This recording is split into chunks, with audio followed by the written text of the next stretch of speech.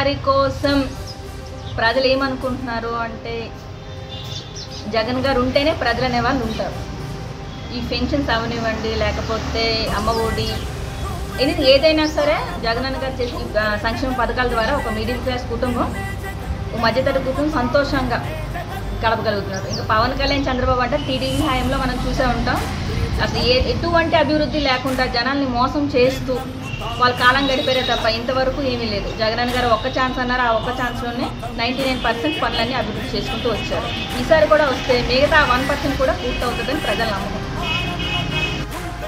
సచివాలయం వ్యవస్థ, వాలంటీర్ వ్యవస్థ అనవసరం అని చెప్పి చాలామంది ఉత్తుత్తి ప్రకటనలు చేస్తున్నారే కానీ సచివాలయ వ్యవస్థ ద్వారా, వాలంటీర్ల ద్వారా ఒక పేద కుటుంబం ఇంటి నుంచి బయటకు వెళ్ళాల్సిన అవసరం ఉండట్లేదు. ఇప్పుడున్న ఈ జగనన్న ప్రభుత్వంలో ప్రతి నెల పెన్షన్ ఇంటికి వస్తుంది, రేషన్ కూడా ఇంటికి వస్తుంది. మేము ఆఫీస్కి తిరగాల్సిన అవసరం ఉండదు కాదు. ఒకప్పుడు టీడీపీ హయాంలో ప్రతి చిన్న విషయానికి ఎంఆర్ ఆఫీస్కి, ఎండీ ఆఫీస్కి తిరిగేవాళ్ళం. ఇప్పుడు అవసరం లేకుండా ఈ వాలంటీర్ వ్యవస్థ ద్వారా ఒక కుటుంబం, ఈ కుటుంబం ఆ కుటుంబం అనే కాదు, ప్రతి ఒక్కరు ఆ గవర్నమెంట్ ఈ గవర్నమెంట్ అని కాకుండా ప్రతి ఒక్కరికి కూడా ఆయన చేస్తున్న ఈ సహాయం మళ్ళీ కావాలంటే జగన్ ప్రభుత్వం రావాలి.